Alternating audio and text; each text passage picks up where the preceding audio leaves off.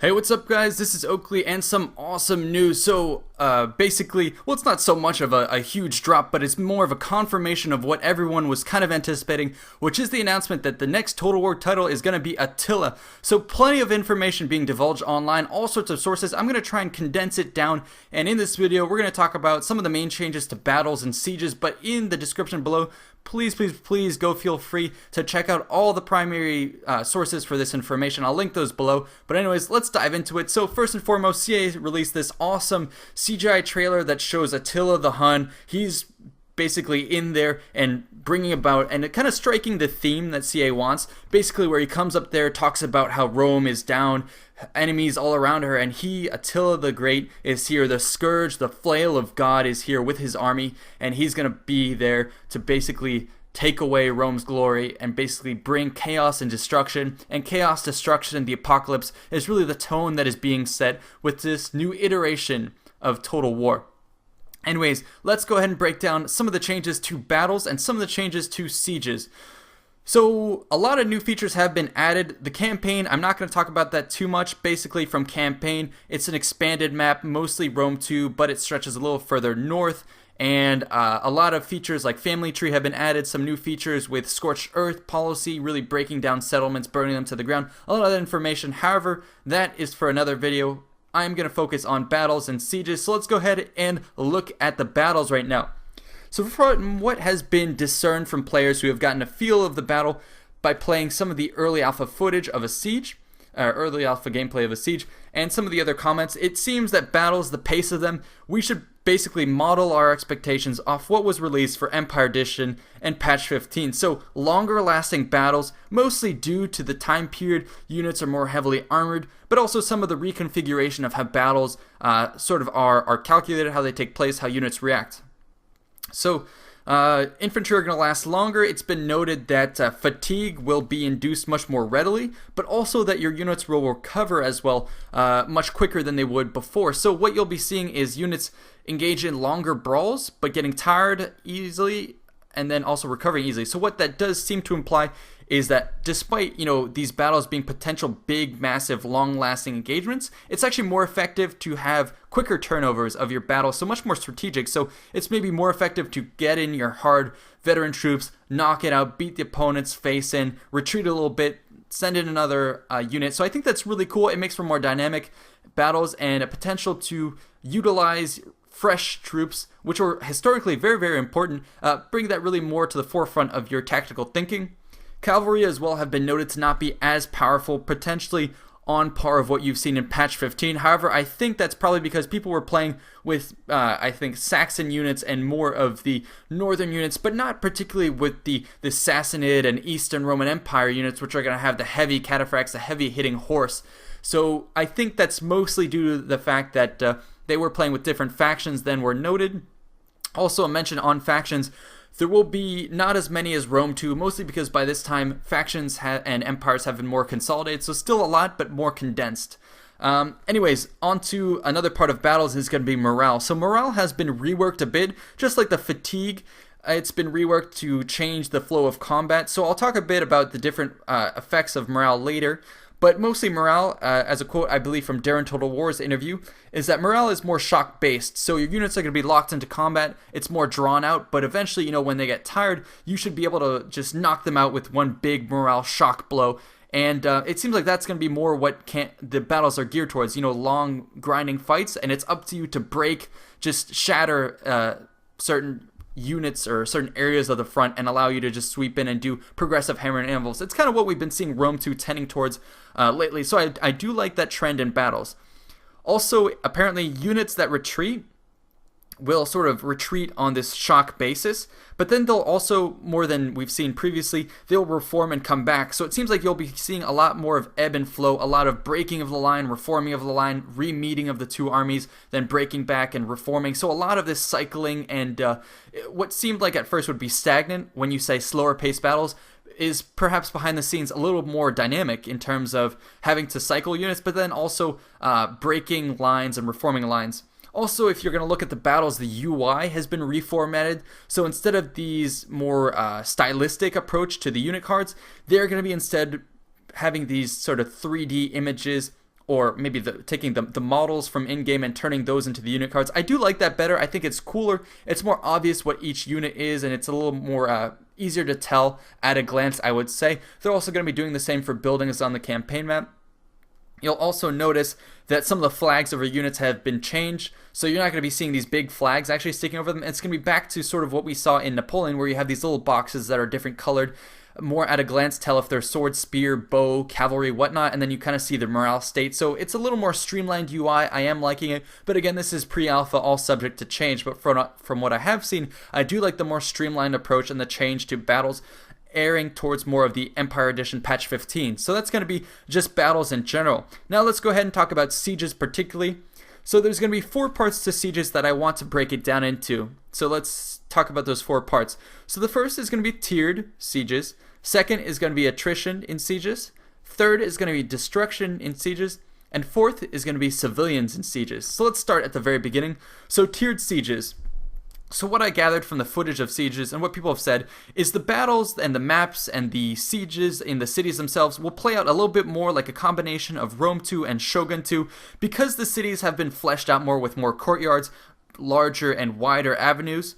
The cities themselves are captured in the same way as Rome 2 with, capture points than a main city point.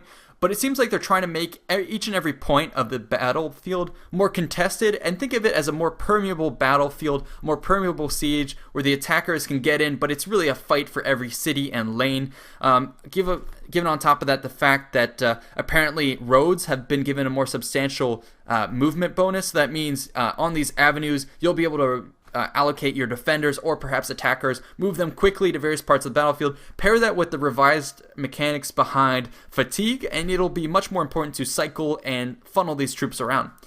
Now, with the importance of funneling and sending troops quickly from place to place in cities and the increased permeability, CA is going to have something to counter that, and that is going to be the inclusion of these new barricades and new barricade systems. So barricades is something that we've seen in Rome 2. Obviously, you can put down stakes, stony rocks, hay bales, and all that. But they're really, to be honest, flimsy, and they don't really fit in. In this new edition of Rome 2 Attila, Total War Attila, you're going to be getting these huge fleshed out barricades that can basically block out entire cities. Or city streets, rather, I should say, that stretch the entirety, and they're basically just the defenders heaped up mounds of dirt, threw on cases, blocks, bags, all they could, and then on top you finally have a little defender platform where you can actually put your own troops. So you have these blockades that can effectively cut the city apart, really make choke points, and sort of direct the stream of attackers. As I said, you can mount your own units on top of this. So for instance, if you put archers on top of that, the enemy can't get a cavalry charge on them or an infantry charge on them. They're first going to have to break down these barricades. Now, it'll be a little gimmicky to see how your own routing units react to these barricades. Do they climb over? But if they can climb over, how come the attackers can't? So it'll be a little interesting to see how that works. But it seems like it's going to be a good counter to the permeability, and I think it'll be a cool effect to have these. It'll just make the battles more believable and the defense of a city more believable. Now let's talk about the next part, which is going to be attrition. So along with the increased permeability of the tiered system, as I said, the attrition is going to bring in a progressive siege mode, which has sort of been called escalation. So what that is when you are on a campaign map and you besiege a city, in Rome 2, when you besiege a city, both the besiegers and the besieged, the people inside a city, both armies are going to be suffering attrition. But now they're adding something where on top of this, if you besiege a settlement for long enough, not only will the people inside the city suffer attrition, but also sort of the defenses will suffer attrition. So if you besiege a city for 4 or 5 turns or something, and you go into the battle, the walls will have breaches in them, there'll be fires everywhere, there'll be more damage to the city. So not only does that take effect on the campaign map, so besiege a city and you'll do damage to the basically the buildings on the inside from a campaign standpoint, but also on the battle standpoint, a lot of the city will be pre-breached. I think that's huge for adding immersion, making city battles less about just getting to the gate and then that's it. It really draws the battle into the city, makes it more believable, and it lends credence to the fact that you've been in this city for a couple years, as opposed to Rome 2, where yes, you attack a city, but no matter what amount of time passes, it's a pretty pristine city, but always with the same towers, slightly looking damage, and a little pre-rendered flames and all that on certain buildings. That is going to be gone. It's more progressive. So that's going to lead me to the third point, which is going to be destruction. Destruction is way more dynamic, not only with the escalation that I just mentioned, but also with dynamic fire. So fire, chaos, and the apocalypse is a big theme that I mentioned earlier in this video. So basically what they're saying is fire is now dynamic, so buildings will be able to be burned down, and that's not only from, a catapult bolt that comes in flaming and it sets maybe the market on fire, but also troops apparently can set the buildings on fire. And not only will that fire be, destroying a certain building, but it can actually propagate over time. So that's interesting. That has an effect on, obviously, the integrity of the city's infrastructure. So if you burn buildings in battle, that will be reflected on the campaign. But also as you burn buildings in the battle itself, apparently it has an effect on morale. So as you burn more and more of the city down, the defenders will be seized with desperation. Their city is going down, their homes are burning, and it will actually have a pretty significant effect on the morale. Of course, that has potential to be overpowering, so they're going to have to do tweaks on that, but I think it's a cool way to add more strategic variability to the cities themselves. Now on top of this, as I said, there'll be the steady progression of fire in a city. Maybe there's ways to put it out, I don't know. But then there's also ways, as I said, to make that go even faster. So for instance, having your troops burn down the city. So maybe you want to burn down the city. You want to just sack this settlement. You want to really inflict a lot of losses on the defenders and their morale and devastate the city. But say maybe you don't want to do that. What's been hinted at is presumably as you run through the city, there will probably be an option to have, fire at will on or off in terms of the city building. So, you can send your disciplined troops into the city, tell them not to burn it, and then you just kill the defenders, and then you seize the city with it mostly intact.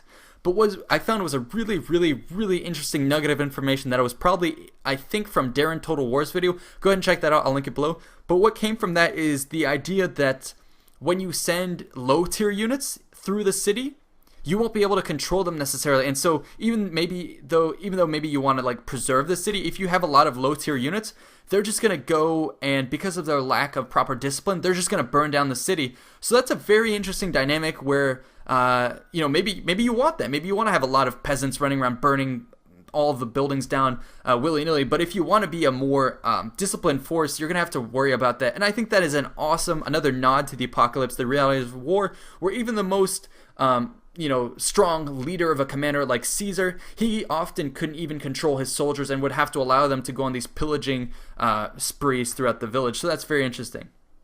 Now, another element about the destruction, you'll also see a lot more things around the city itself during a battle, so fires and debris scattered around the sieges. As for the fire propagation, apparently it also is carried onto the battle map itself, so you can set trees and fields on fire, set forests on fire. We'll have to wait and see video of that. I don't quite believe it. We'll have to see what happens, but if it is true, that has a lot of potential. Say, for instance, you have someone in multiplayer where they've been holed up into a corner, or maybe they're hiding in the Mongols and you're fighting the Romans. The Romans want to hide away from your archer fire in the forest. Well, what you can do is maybe circle that forest, select flaming mode, or maybe even get your torches out, and you can burn them out of that forest. Now, I don't know if it just has a morale penalty or if it'll actually burn troops down. That's something that we'll have to wait and see, but it's something that's very, very interesting. So a lot of this dynamic chaos stuff is going to be continually brought up. Now, part 4 in the sieges is going to be civilians. This is a very, very interesting point as well, and it's something that they were mentioning. I believe this was in Heir of Carthage's interview. Again, link that below. Check it out for the initial information. But it seems like civilians will be in the game, and this is something they're working on. They basically said that they want to make believable cityscapes, so civilians will potentially be in your city when you besiege them. So think of Rome 2, the fauna on the map. So for instance, like the deer and whatnot and the wolves on the map, when you get close to them, they'll scatter. Think of civilians doing the same in your sieges. I think that's really cool. So they mentioned that potentially when you run into these civilians in the city, they'll run away from you to God knows where, maybe abandoning the field. But maybe what they might also do is if they're militia bands, they may actually turn against you. So we don't quite know if they'll function as autonomous entities in the village that neither the attackers or defenders can control. Maybe they're their own entities that will have, differing levels of attacking you or not, but that would be really cool. So another feature that they're developing, very interesting. But in any case, don't take my word for it. Again, check the description below. I am just trying to summarize the information that I've internalized and that I've gathered. So go ahead and check the description below for all the links to the other YouTubers. They're doing great work. I myself was invited to this event, but sadly I could not make it, so I'm having to rely on these other people, but I do hope to attend future SIA events. Anyways, before you click the next video or you go somewhere else, I do have a very important bit of information. Now, you probably have a lot of information about the next Total War title. Instead of directing that to the comments below, which, I mean, you're welcome to do, direct it here. And this is going to be something that I'm just reading now on the Total War forums, and it's from a group that says they have an upcoming interview with CA and that they want you to pose your questions here. So direct your questions here. Now, when you do that, I want you to make sure that you're asking very precise questions and that you read the previous comments, though we don't have, a bogging down of duplicates. But go ahead and go to this thread right here, pose all your questions. That's our best shot of getting these questions answered, as opposed to, circle jerking around here for what we think may or may not be in the game. Go ahead and direct your questions there.